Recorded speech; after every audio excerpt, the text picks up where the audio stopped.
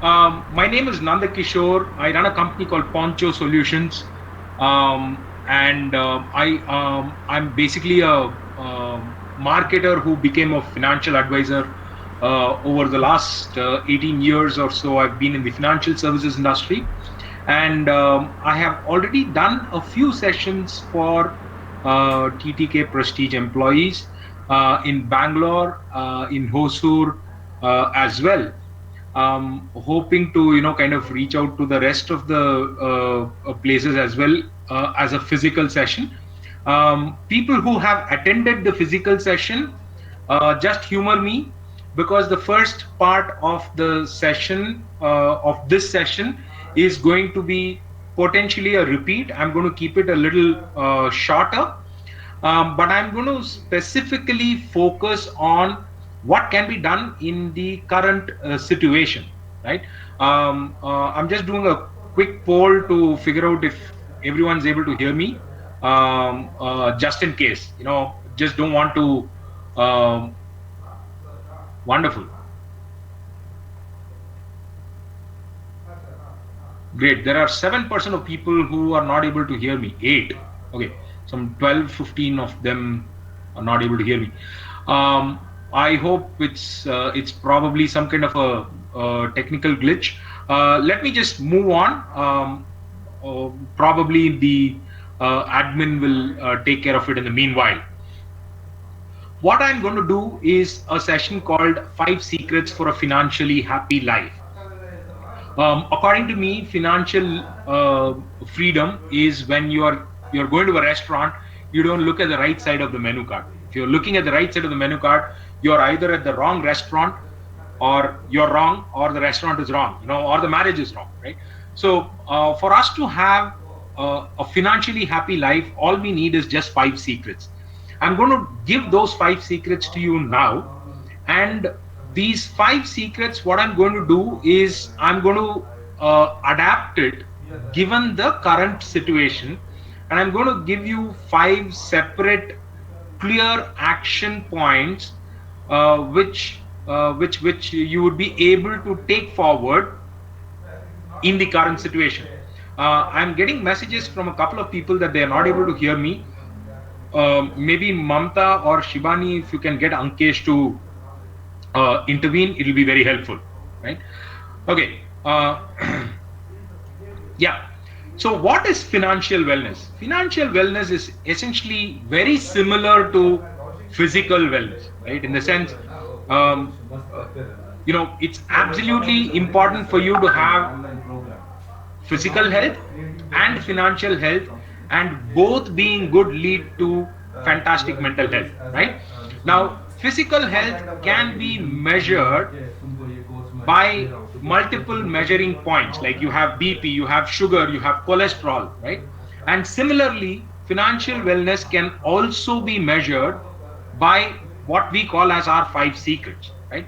Now, what are these five secrets, right? The first one is something that none of us can escape. It's called taxes, right? There are two things that none of us can escape from: death and taxes, right? The first one is what I call as secret number 5, how to control your taxes, right?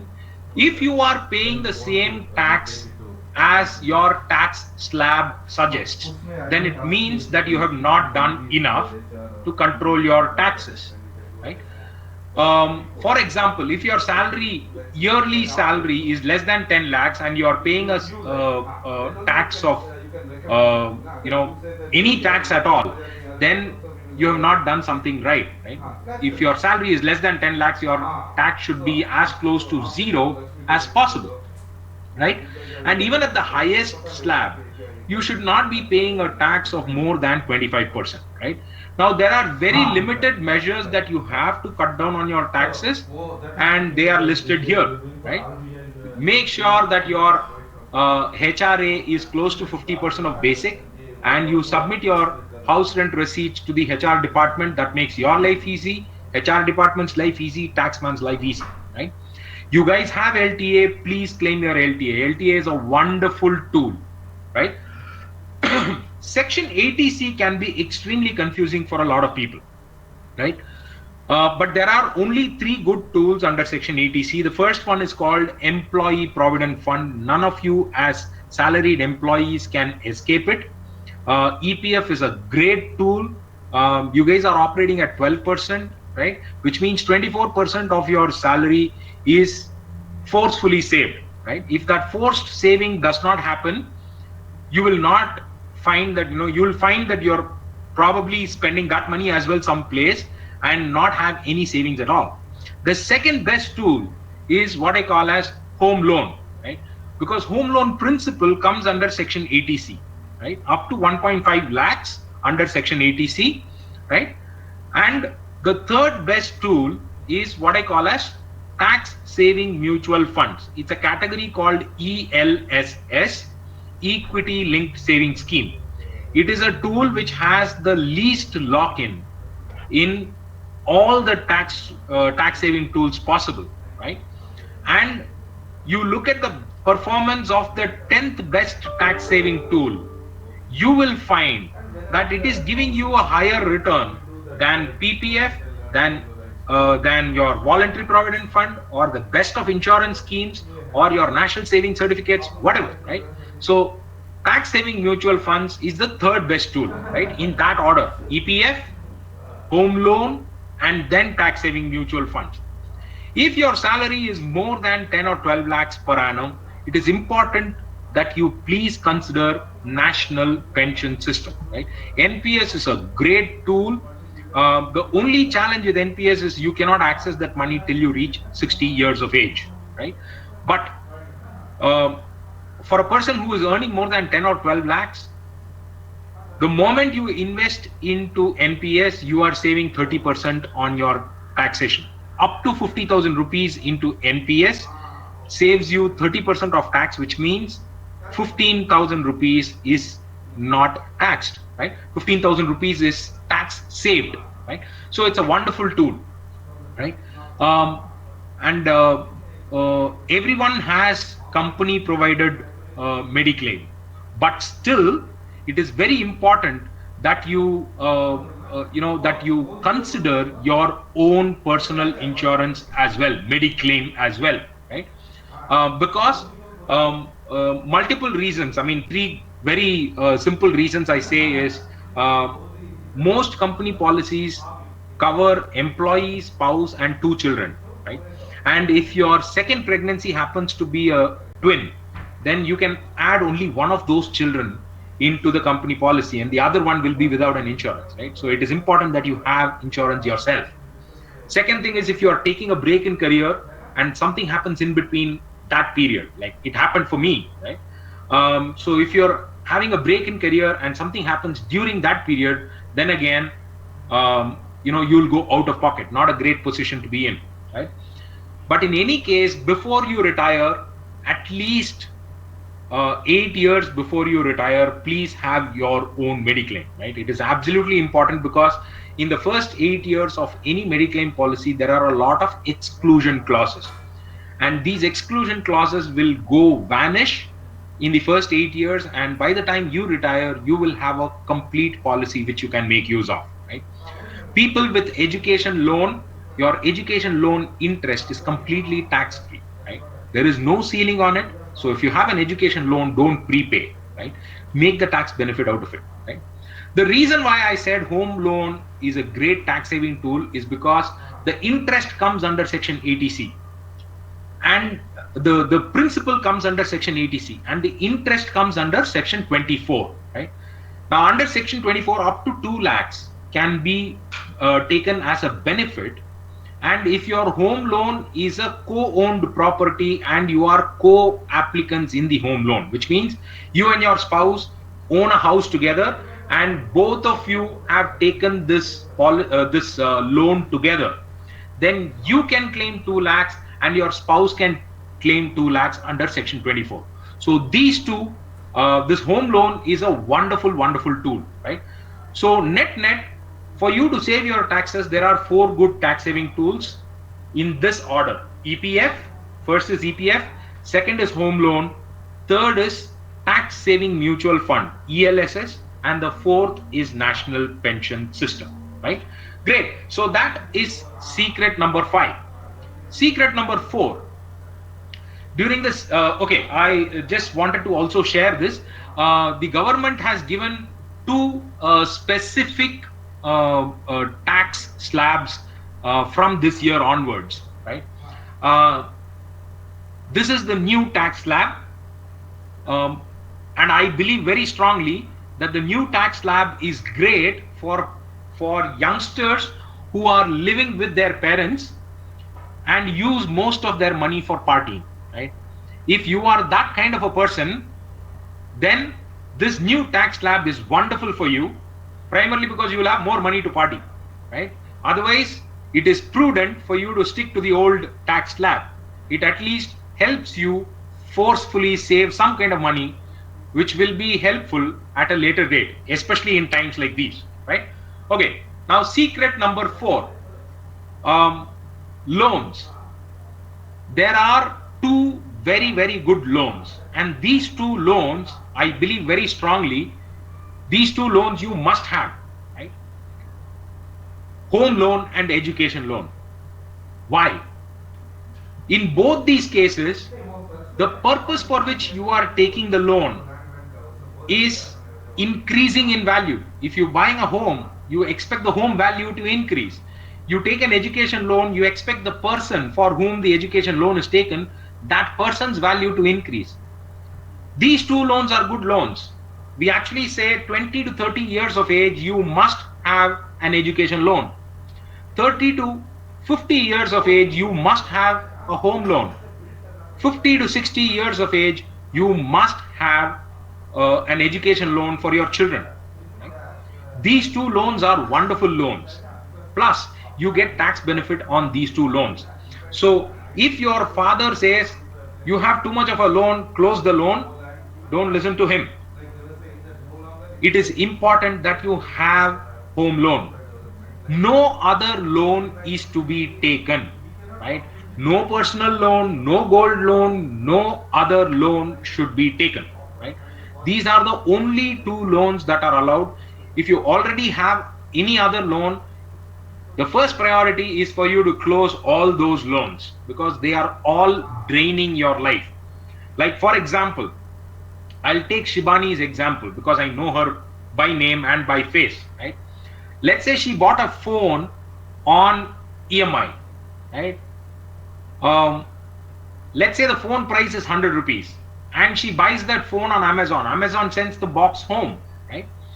Now she opens the box, thankfully there's a phone. She opens the phone and she plugs in the SIM card. Now the price of that phone has fallen from 100 to probably 60, 70, 80, I don't know. It's not 100. But how much is she paying?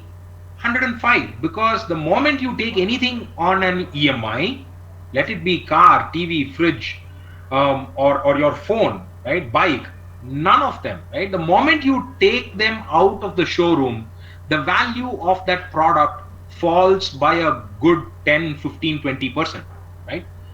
No point in taking a loan for something that is going to reduce in value, right? So there are only two good loans, home loan and your education loan.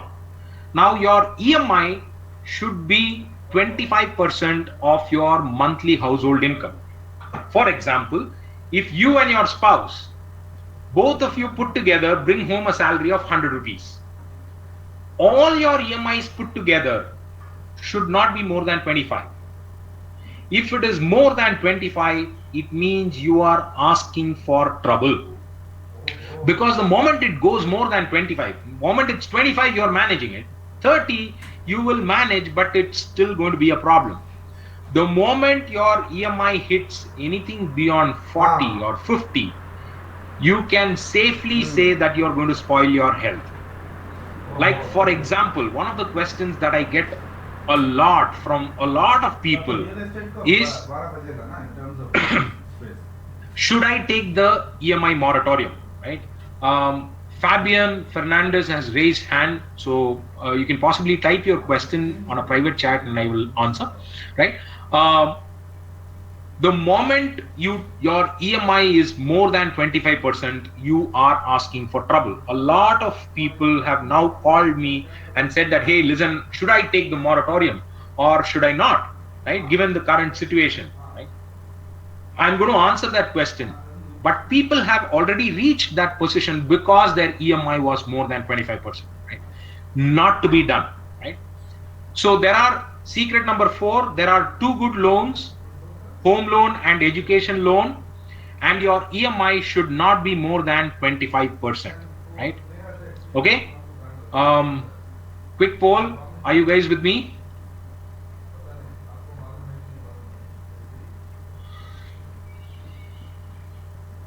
Wonderful. Yeah, that's more than 87%. Wonderful. Great. Thank you very much. Thanks very much. Right? Okay. So,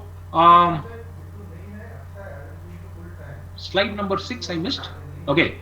Aniket, it's just the new tax slab. Unless you are a youngster between 20 and 28, living with your parents, and you're going to be spending most of your money on party, this slide is actually immaterial to you. Right? Okay, great. Secret number 3. What is insurance? What is important to my family? Me or my salary? Now I'm going to do a quick poll on this.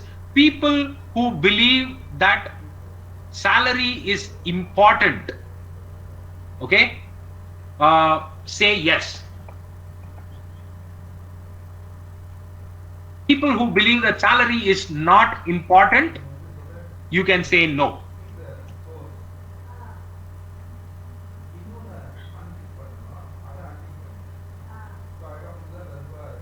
Wonderful. Okay. There are 24% of people who are saying salary is not important. Wow. Okay. I'm specifically going to answer this question for this 25%. 40 people who have said that salary is not important for my family, right? Let me tell you, salary is the most important thing for your family, right? Leave your emotions aside, okay? Leave your emotions aside. Salary is the most important thing for the family, whether I am there or not, right? Absolutely true that I am important as well. But let's say my salary is 1 lakh, right? And I die. What is the biggest loss to my family? Apart from the fact that I am dead, right? The fact that the family is not going to get that 1 lakh every month is the biggest loss, right?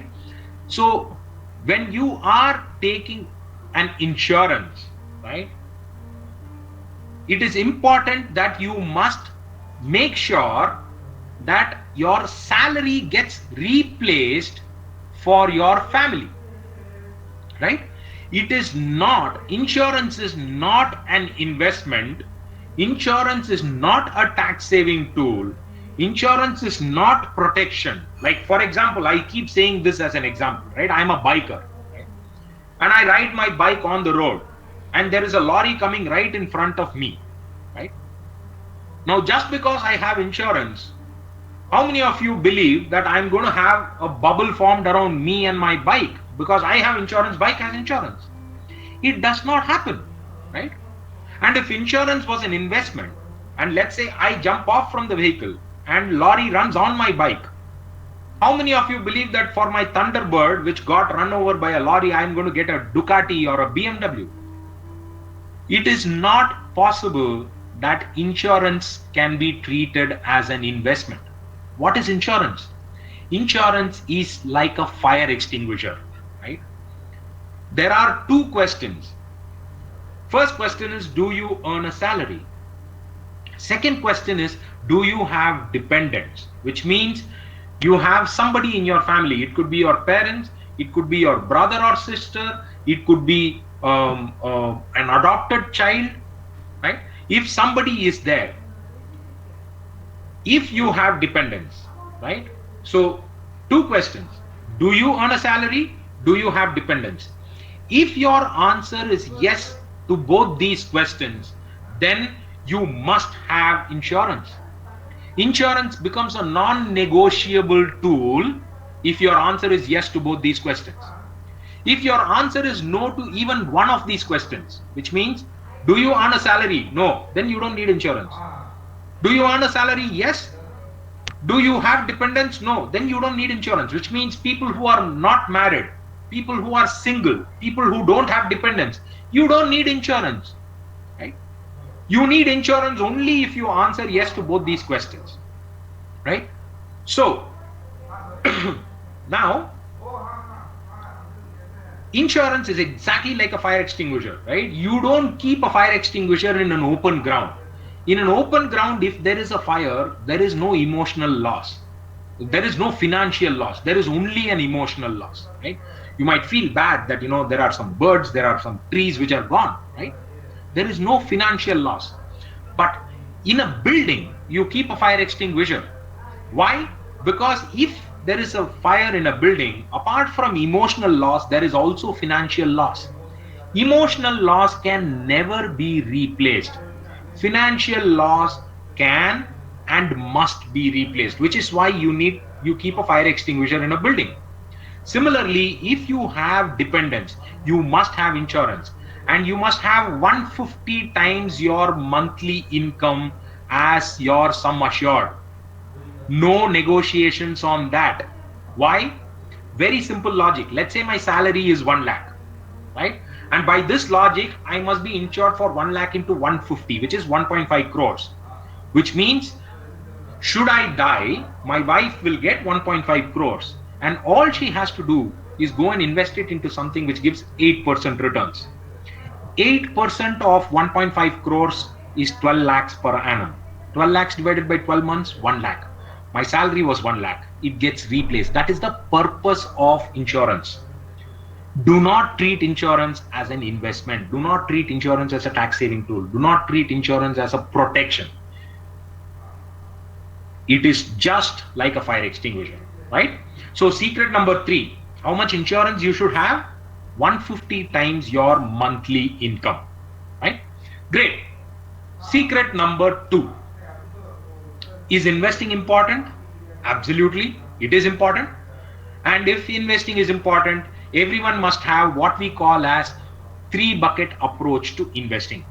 Now, what are these 3 buckets? First bucket is what I call as emergency bucket. Now, coronavirus has hit us. It is a huge emergency, right? And people who have not filled this emergency bucket are all in trouble. In the emergency bucket, you must have 6 months minimum of your monthly income. 6 months is good. You must have 6 months of your salary. If your salary is 10,000, you will have 60,000. If your salary is 1 lakh, you will have 6 lakhs. No negotiation on that. This is the most important bucket. And you must have 6 months of your salary in this bucket. It is mandatory, non-negotiable. I keep saying this. The worst example, people keep saying, what is an emergency? They keep saying hospitalization. No, there are worse of emergencies. Let me tell you this. I am an IMT Ghaziabad 2002 marketing gold medalist. Subsequently, I graduated from INSEAD. One of my INSEAD seniors is a part of TTK Prestige, right? Gaurav. Now, it's a fantastic profile. But you know what happened? I lost my job. I had a small altercation with my boss. He told me to buzz off, right? I lost my job, right? If I didn't have 6 months of my salary in that bucket, what can I do? I will be going around with a plate asking for money from people. Or I will print 5,000 copies of resume, go to the nearest helicopter hiring station. In Bangalore, there's a place called Jakkur. Go there, hire a helicopter, print 5,000 copies of resume, fly low on Electronic City, Outer Ring Road, distribute my CV, take the first job available. None of these options are going to give you happiness. But I had 7 months of my salary in this bucket. So you know what I could do? I just went to Bangalore railway station, bought ticket for the first train, and I traveled across the country for 18 days, no mobile. I just traveled, backpacked across the country. By the time I came back, I had a lot of ideas. I had met a lot of people. I had a business plan ready. 3 months, I started my company. This is the most important bucket, and people ignore it. And that's why by the time it's 20th of the month, people are twiddling thumbs. Macha, is there 20 rupees? I'll put one thumb and come. We don't have 20 rupees for our own sutta because we have ignored this bucket. And especially look at this situation now. You have this coronavirus all over the place. You're not able to step out. Right? Your businesses are down. Your incentives are probably going to get affected. I don't know, right? What all is going to happen, right? And there are a lot of companies which have already cut down on salaries. Indigo, for example, has cut 50% of salaries. All the hotel industry, entire hotel industry has taken a 50% cut on salary. If you don't have enough money in the bucket number one, trust me, it is a huge problem, right? Not to be ignored. Bucket number two. Bucket number two is what I call as, how do you buy your iPhone without selling your kidney bucket? Right? If you have to, depends on your situation. From now for the next 5 years, whatever known expenses are there, right? Ameya, I'm going to answer that question in a bit. Bucket number two is whatever known expenses are there. It could be, I want to put my kid in a school, or I want to go to Thailand, or I want to take my parents to Kedarnath, or there is a marriage in the family. I don't care what it is. If you know there is an expense coming up, from now for the next 5 years, you keep adding money in this bucket, right? This is the bucket for you to buy your iPhone. This is your bucket for buying your KTM. This is the bucket for you to buy your car. This is the bucket from where you pay your school fees for your children. This is the bucket from where you will conduct a marriage. You keep adding money in this bucket. The moment you have enough money in this bucket, go ahead and do it, because #YOLO. You only live once. You have to enjoy your life. You'll need to keep doing that, right? So whatever your known expenses are, keep adding money in bucket number two. Bucket number three is what I call as Bagban bucket, right? Many of you would have seen this movie called Bagban, right? Bagban is one of those movies, slightly old movies, where Amitabh Bachchan and Hema Malini are there, right? And they are fairly well-to-do, and Ayush, I'm going to answer all those questions in a bit, right? Preferably, please send your questions on private chat, because I might end up missing the question otherwise, right? Or you just add it. If I miss the question, please ask again, right? So what happens in Bagban is this couple, Amitabh Bachchan and Hema Malini, they have a lot of money, but they give it off to their own children during their own lifetime. And what happens is their hand goes from here to here, right? Yeah, okay, right? The moment your hand makes this transition, right, it starts paining in your heart, because for even small things, you will end up depending on someone, right? And you lose your independence. You are giving your remote control to somebody else, and your life is not in your control. That is not the best way to live, right? So let's say Shibani has a target of 5 crores, right? The moment she gets 5 crores in this bucket, she adds 5 crores in that bucket, bucket number 3. The moment she adds 5 crores in that bucket, that is the day she can get up and say, from today, I am not going to work, right? Or at least, I am not going to work for money. I might come to work, but this money will not matter to me. I will work for the passion.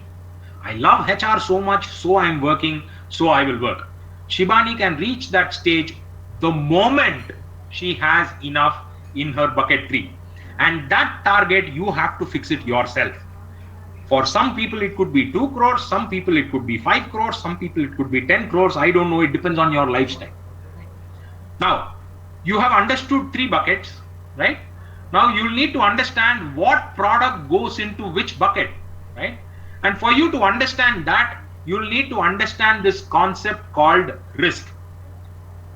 risk is not loss, right? A lot of people believe risk is loss. Okay, let me just do a quick poll on this. People who believe risk is loss, say yes.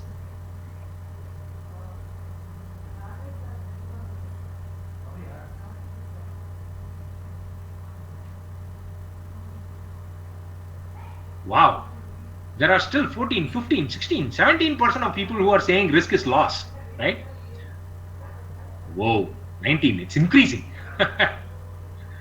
Whoa, 20% of people are saying risk is loss. Let me just correct this for you, right? 21%, my God, it's increasing, right? Let me just correct this for you once and for all, right? Okay, I am a biker, right? And I ride my bike, right? To go to work, to go for workshops, to do a lot of things, I go by bike, right? If risk means loss, every time I sit on my bike and I twist the accelerator, I must have an accident. That doesn't happen. Why? Because riding a bike on any city road is risky. If risk means loss, every time I sit on the bike, I must have an accident. It doesn't happen. I am still full peace, right? Risk is not loss. What is risk? Risk is when I sit on the bike and twist the accelerator, I don't know whether I am going to have an accident or not. That not knowing is called risk. In simple terms, you can call it as uncertainty. I don't know what's going to happen, right? Now just think of it from investment perspective. If you know exactly what you are going to get as returns, then that means risk is zero or very low, right? Now you take the example of RD and liquid mutual fund, right? The risk is virtually zero. And how much returns do you get? In current day scenario, you get about 5.5, 6, right? Now what is retail inflation today at? Retail inflation is today at 7%, which means if you are keeping money in zero or low risk tools, you are not making money, you are barely protecting your capital. So if you don't take risk, there is no return, right? Now you take this, the other end of the spectrum, high risk, right? If I don't take risk, I know exactly how much returns I'm going to get, which means the other end of the spectrum is if I take high risk, I don't know how much returns I'm going to get. Look at NPS, look at equity mutual funds, property, gold, shares. You don't know how much returns you're going to get, which means the risk is high. And there is only one way in which you can manage high risk tools. It is called staying invested. Like for example, if you invest today and you take it out next year, let's say in equity mutual funds. I wouldn't say today because today's situation is completely different. On a normal situation, right? If you invest on a day one and you take it out on day 366, there is a 90% chance that you will lose money, right? But if you invest on day one and you take it out on day 1500, which means 5 years from now or any time later, 6 years, 8 years, right? Even if the market has fallen on that day, you will still make money, right? Now, just as a simple example, I can tell you this. You take the Sensex value as of yesterday, right? I'm just going to refer to a small pointer here. Just give me a second. Yeah. Sensex closed at Nifty closed at 8,253 yesterday, right? And where is Sensex? Where did Sensex close at yesterday? Roughly about 28,000, right? Now you just take 8 years or 10 years before, right? Yeah, 28,008. Thank you very much, Bharat. I don't follow the markets as much as you do, right? I'll tell you why as well, right? it closed at 28,838, okay, yesterday. Now, if you look at what Sensex was on 2nd April 2010, for example, right? It would have been definitely lower than 28,000. I can say this with fair bit of confidence. And today the markets are getting clobbered, right? They are getting clobbered left, right, and center, right? Despite that, if you stay invested in any high risk tool over a period of time, you will definitely make money, right? So low risk, no return. High risk, you have to stay invested, right? Now, with this as a background, you understood risk now. With this as a background, let us try and understand which are the tools which are good for those three buckets, right? Now, just one more pointer, right? Everyone must take a minimum 10% risk, which means if your total portfolio is 100 rupees, at least 10% should be in high risk tools. But if the moment it exceeds 10%, right, it becomes a little challenging, right? You will need to know a lot of other things. You need to be monitoring the market. You will need to be, doing a lot of things. And it takes a lot of competencies for you to develop within yourself for you to handle anything more than 10% of your money going into high risk tools, right? So you either develop the competency or you take professional help. Go to a doctor, right? Go to a finance doctor, right?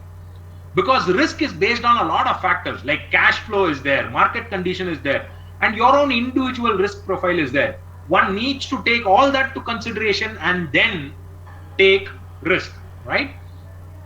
Now, what will fit into a broad idea? What will fit into these three buckets? Bucket number one, you must not take any risk in bucket number one, which is why the best tools are RD or liquid mutual funds. But if your salary is more than 5 lakhs per annum, don't take RD, because RD interest gets added to your income and is getting taxed at the highest bracket. So it is actually very detrimental for you, right?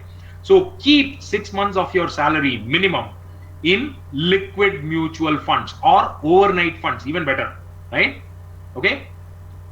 Now for your bucket 2, the best tools are FDs or debt mutual funds, right? And for bucket 3, the best tools are all the high risk tools like your home loan, your equity mutual funds, national pension system, gold. I also added EPF because EPF is inherently long term. So I added EPF there, right? Now these are the best tools for these three buckets. So secret number 2, everyone must invest in 3 buckets. The most important bucket is bucket number 1. The minimum is 6 months. The best tool is liquid mutual fund, right? Okay. Great.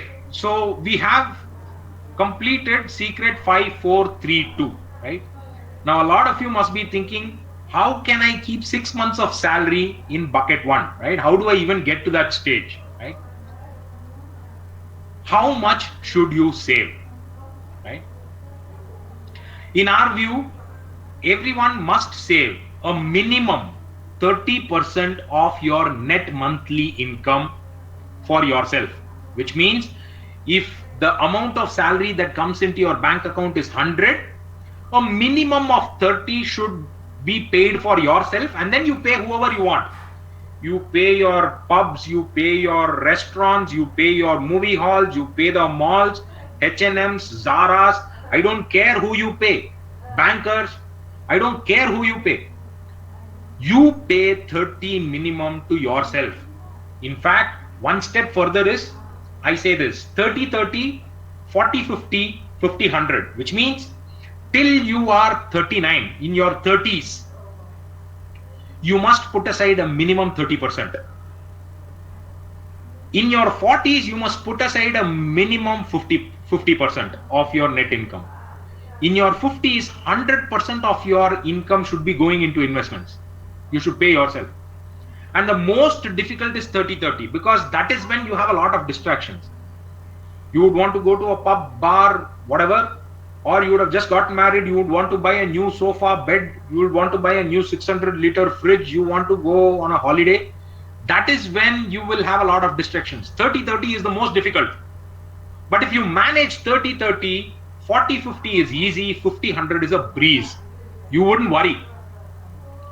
Now, how do I even, but most people find 30% of income going into investments as a very difficult task, right?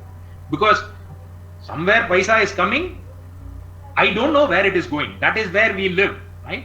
How do you control that? Right? Now, just go back to your grandmom, right? The best example for this is your own grandmother, right? Your grandmother would have had multiple hundis, right? This is for the milkman, this is for vegetable, this is for that, this is for that. And then she will have one more hundi. This is for emergency, right? She will keep whatever excess she has, she will keep adding there.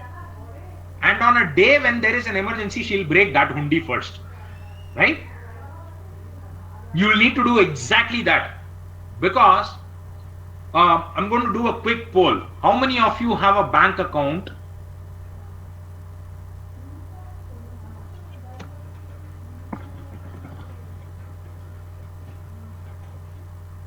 I expect 100% answer on this.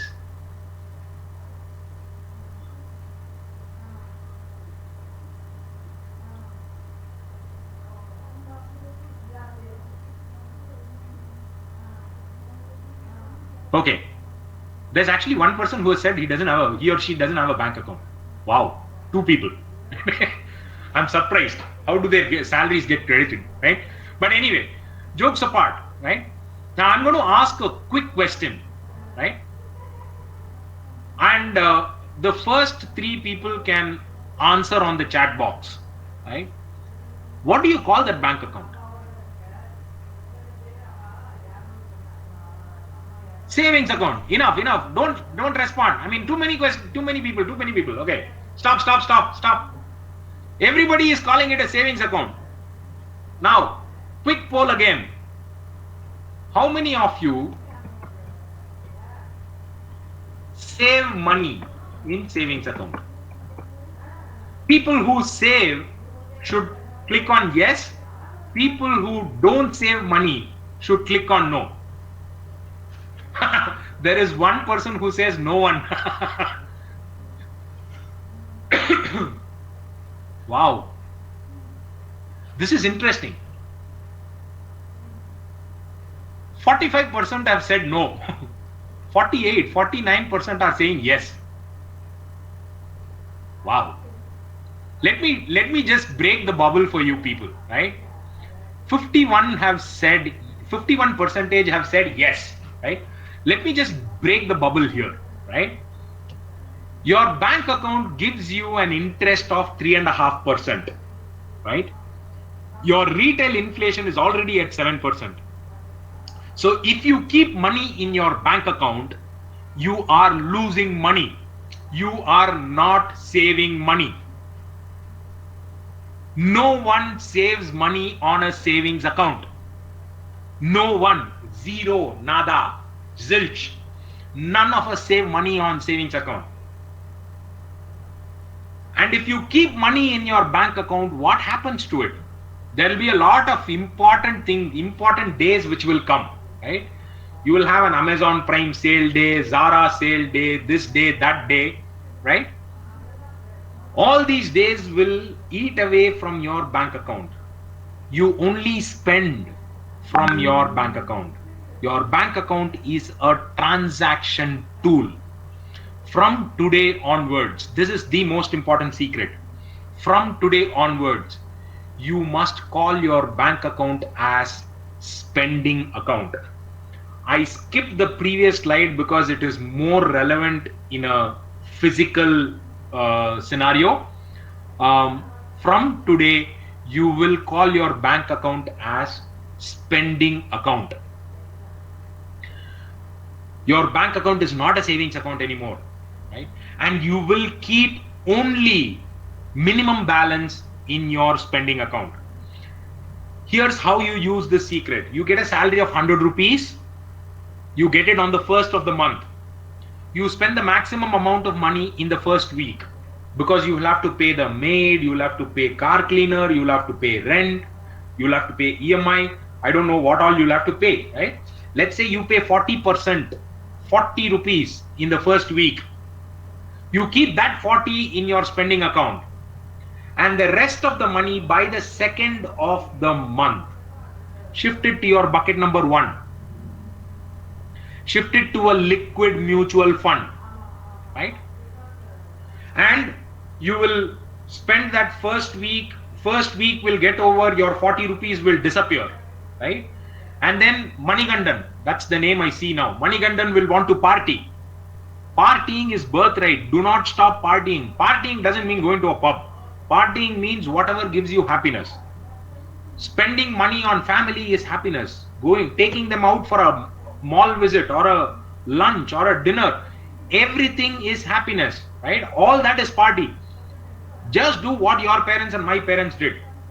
For that week, decide how much you're going to party for. Let's say you want to party for 15 rupees. That amount of money before Thursday, 1 o'clock, punch a small transaction. Today, all of us have this equipment. It takes 4 seconds to punch a transaction. Punch the transaction, the money will come to your spending account in 1 working day. And after that, you can go ahead and spend it. No problem. Don't stop partying. Don't stop spending. I'm not asking you to stop spending. I am just asking you to plan how much you're going to spend for. 30 years ago, when my father had to take me for a movie, he will say budget is 100 rupees. In that 100 rupees, 4 of us will buy tickets, popcorn, gold spot, and the movie tickets, and the bus fare. That day's expenses for my father will be 100 or less, never 101. Today we go to a mall for a movie. Movie is at 7 o'clock. We reach the mall by 3 o'clock, and then you find some place it's written buy one get 4 free. We end up spending. Aman says spend via credit card. I'm going to touch upon that part as well, right? You know, you find some buy one get 4 free, we end up buying it, right? All of you are now at home. Do this. Take everything you have at home, put it in the hall. I will tell you with fair bit of confidence, 80% of those items you would not know exists in our houses. But we keep buying without even thinking, right? There is no filter between I want and I bought, right? There is no filter, right? And that is where the problem is, right? So here's secret number 1.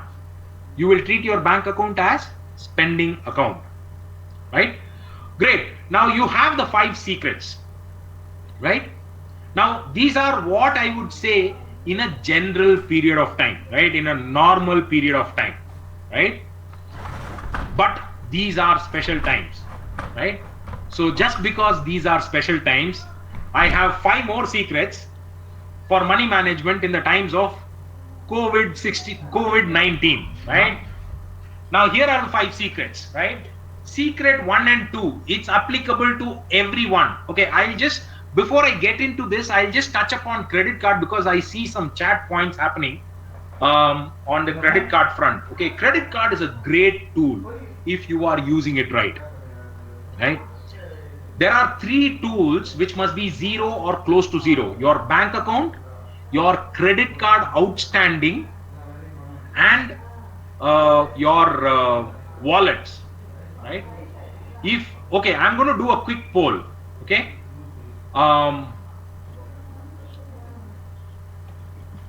Do you pay only minimum balance on your credit card?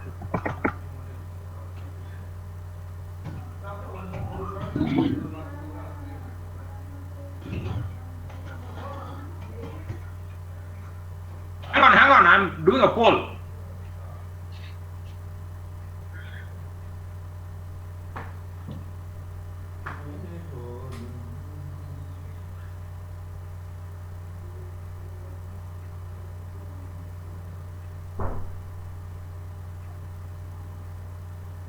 Wow, there are more than 20 people who have said that they pay minimum balance, right? That is equivalent to digging below feet, taking the sand, putting on your own head.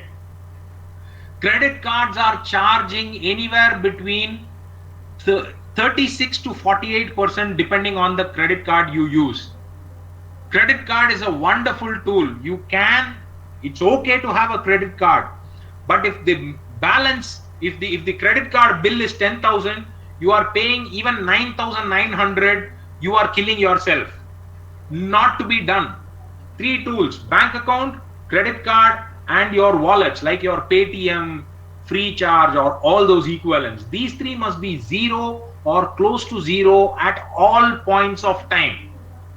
If you are keeping more money here in these three tools, you are making others rich. You are not becoming rich, right? Okay, now we have 20 more minutes to close this session, I think. So we jump to the 5 secrets for COVID-19 period, right? Now the first 2 secrets are applicable to everyone, right? Everyone, please note this point, right? From all your possible sources, in my view, given today's situation, 6 months is not enough. You must keep 2 years of your expenses, which includes your EMIs. 2 years of your expenses you should keep in extremely safe tools like your liquid fund, overnight fund. I would even say bank account, right? Or FDs. From all possible sources, right? Your bank balance, your mutual fund, stocks. It's okay to liquidate because your today is more important than your non-existent tomorrow. We don't know how long this is going to last. You must have 2 years of your expenses safely in any very, very safe tools. And now a lot of people have been asking me this question: should I take this EMI moratorium, right? Now, EMI moratorium doesn't mean that you are being given some kind of a leeway. It is just that this 3 months of EMI is going to get added to your outstanding principal. For example, if your loan outstanding today is rupees 10 and EMI is rupee 1, if you take the EMI at the end of 3 months, your loan outstanding will become 13. It is just like a top up, right? So who can take the moratorium? If your salary is reduced or your salary is gone, right? Then you have no option. Take the moratorium. If your salary, there is no problem there, but I don't know how to invest my money, don't opt for moratorium. Pay the EMI. If you don't have any problem with your salary, you are aware of how to invest, or you have a great financial advisor like me maybe, right?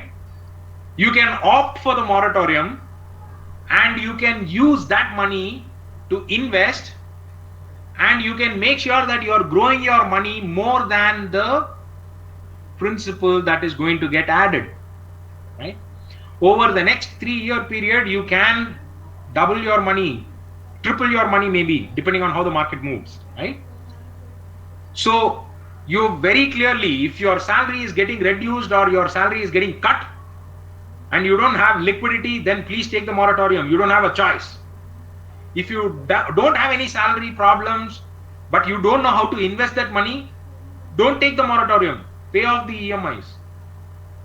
If you don't have any salary problems and you know how to invest, then take the moratorium, use that money to invest, you will make more money, right? These 2 secrets, liquidity and moratorium, is applicable to everyone.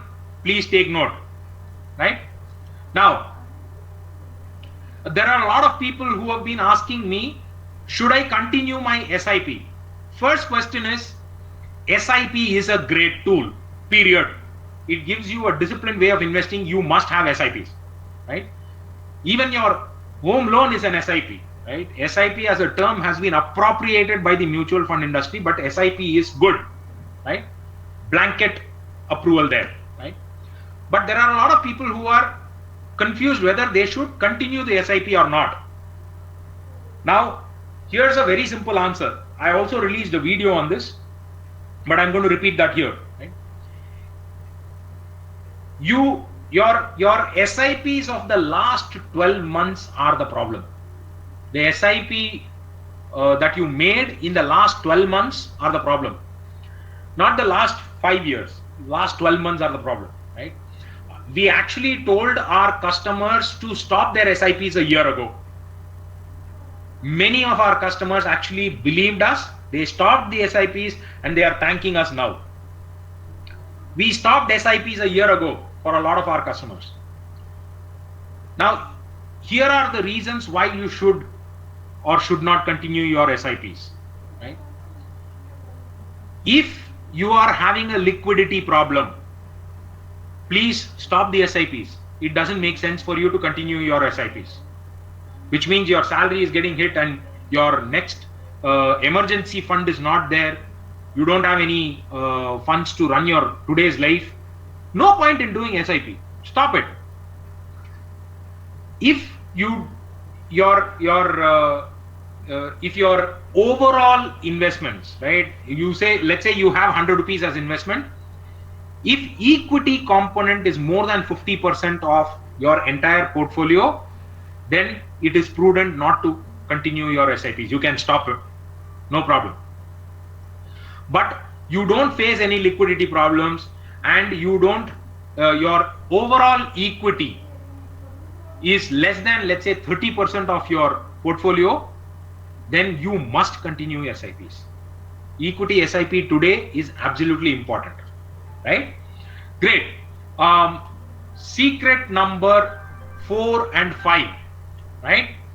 Now, once you have 2 years of expenses somewhere managed, right, then please take risk now. This is a once in a lifetime opportunity, right? In our Tamilian system, we say mamangam, once every 12 years, right? 2008, the last opportunity came. 2020, the opportunity has come. You must invest, right? But invest only after you have enough liquidity, right? So put away 2 years of your expenses in safe places, liquid funds, bank, whatever, right? You know, just all those 3, 4 things that I said, right? Keep aside 2 years of expenses and then please take risk. This is a beautiful, wonderful opportunity. Must take it, right? And don't put all your money in one block, right? Don't do buy bulk equity, right?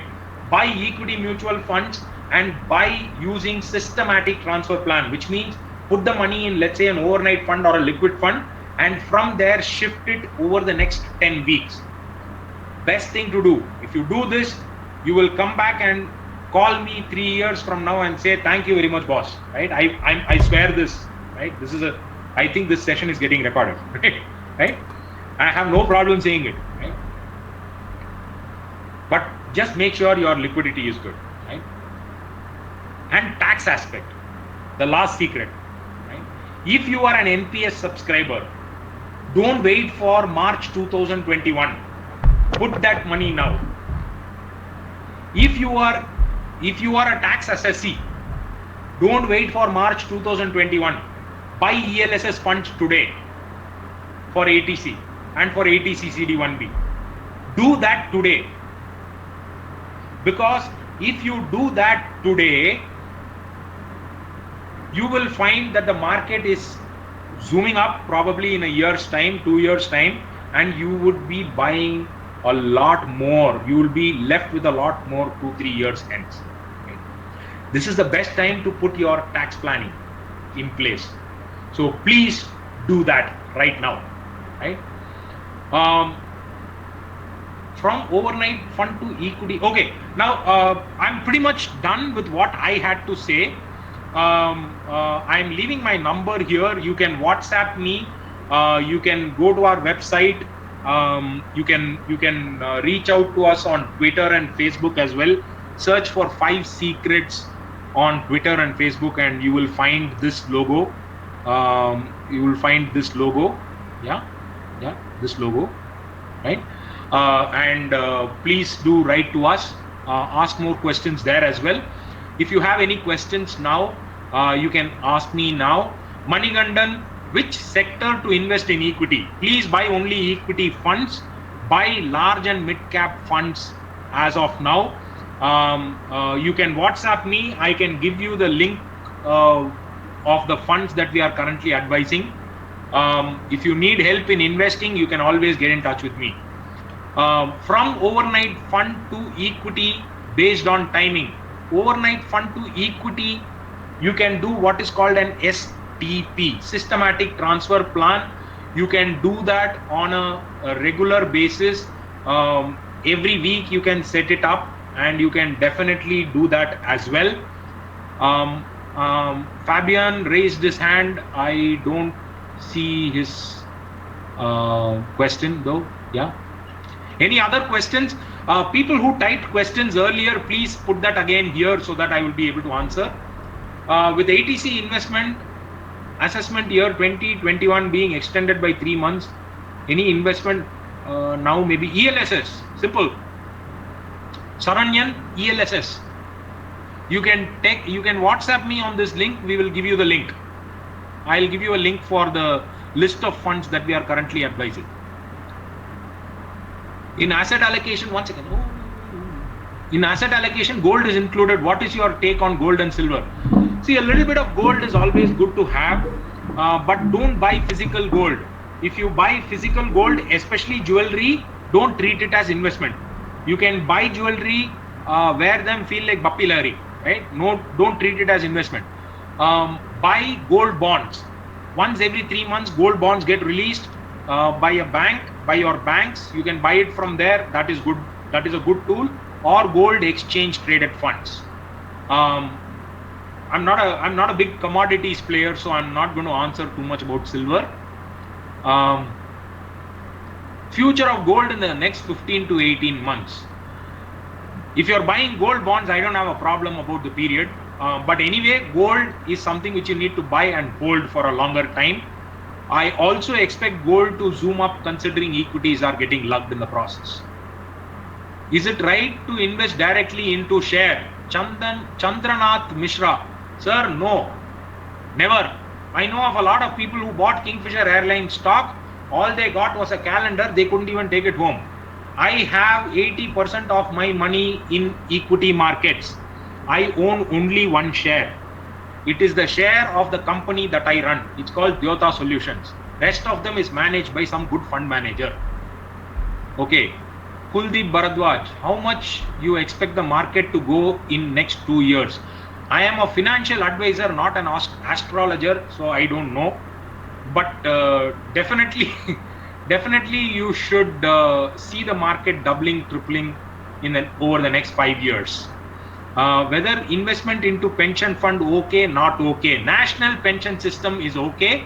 None of these mutual funds which offer these pension fund. I'm not a big fan of that. They're not performing well. Digi Gold is an option. Yeah, please buy gold bonds. That's Digi Gold. Or that Paytm wala thing. Yeah, that's also fine. Right? Investment is PPF is better. No, I am not a big fan of PPF. PPF has a 15-year lock-in and interest rates are falling. Instead, use ELSS. Is term plan good or not? Term plan is the only good plan. There are 4 kinds of insurance policies: term policy, money back, endowment, and ULIP. Money back is bad. Endowment is worse. ULIP is God's curse to humankind. You have to buy 150 times your monthly income in term plan. That's it. Is it the right time to invest in shares?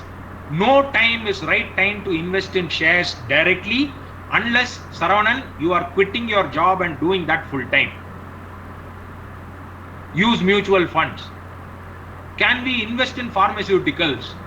Potentially, you can buy into funds which invest into pharma stocks. But I think most large and mid-cap companies, mid-cap funds have pharma as part of their portfolio any case. What about being gold added in Paytm, Google Pay wallets? You can, but gold bond is the best according to me. Can I claim tax exemption on my housing interest of my 3rd house? Prakash, no. It's available only for 2 houses. Which is better, gold ETF or equity for the next 5 years? It went off somewhere. One second. Gold ETF or equity for the next 5 years? See, equity definitely. Gold ETF only if you believe gold is a great asset class. You can have possibly 5-10% allocation into gold ETF. How to plan retirement early in career? You just follow my 5 secrets, Amaya. Yeah, and 31 is already 6 years late than what you should have done. You should have started when you were 35. HDFC pension fund, definitely no. NPS, it is or not? Manigandan, I didn't get that question. You might have to type it again. How much percentage of savings must be invested in SIP? I think I already answered that question. EMI, home loan EMI, if it is your first property, I consider it as an expense, not as an investment. So you must invest 30% outside, despite your home loan EMI. Okay. Natraj VR, what is your take on Nifty ETF? It's a good tool. I do believe that ETFs, ETFs are going to be a big player, but currently no, because none of these index funds are managing to track the index properly. I already invested 40% is in loss. Wait. Child plans by LIC, that is God's curse to humankind. Fourth category, ULIP. Do not take all that. Just buy. LIC is the biggest. Okay, considering it's recorded. Insurance is not an investment. Insurance is supposed to perform only the job of insurance. If you are treating insurance as an investment, you should start using the fire extinguisher like body spray every day. You don't use it, no? So don't treat it as investment. Chandramohan, you may possibly connect with me separately and I'll tell you what I exactly mean by it. Which term plan is good one? All term plans are the same. You can buy the cheapest. How much should one should take health insurance? Mediclaim, typically we say 1 year CTC is a decent number, but depends on your family size. Go for a family floater. Anywhere around 5 to 10 lakhs should be decent in my view. This is an overall very generic number, Ambarish. If I need to give you a specific answer, I need to know a lot more data. NPS or mutual fund, which is best, sir? They are both completely different. NPS is for your pension. You can't touch it till your age is 60. Mutual fund, you can keep buying and selling whenever you want. So they are completely different purpose. I won't compare them. Thank you very much, Nirmal. SBI Life is good for SIP. Definitely, if it is a mutual fund, then it's fine. If you are talking about insurance, no. You can text me, Rajat. I will give you the list of funds that I advise. Investment in mutual funds, how many minimum, how many years? I think I answered that question. How to plan for retirement early is coming back. I answered that as well. Do you know any fund managers who can advise us? Thank you very much. You can talk to me, Vetrivel. What do you think about small cap now? I don't want to get into sector-based thing. Just give me a minute. Hello, Shivani. Then more questions. I'm just answering them. We should get ready for the next session as well, right? Okay. There are a lot of questions. I'll cut it off. I'll ask them to ask me straight. Yeah? There are a lot of questions, folks. I think I need to give the control to Manas sir for now. Kindly get in touch with me. WhatsApp me on my number. It's on the screen. You can WhatsApp me on this number. I will definitely respond to each and every one of you. I might take a little bit of time. Please give me that leeway. I will definitely respond to each one of you. I am now giving the control to Mr. Manas. He would like to address each of you for a moment. Just give me a minute.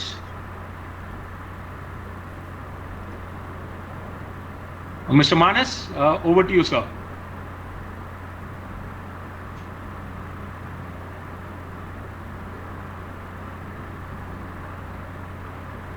Hi, Nandkishore. Thank you so much. Am I audible?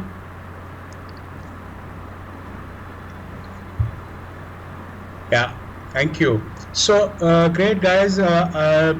On behalf of TTK Prestige, let me thank Nandakishore for his brilliant, informative session. So, I'm sure all of you would have found it extremely useful.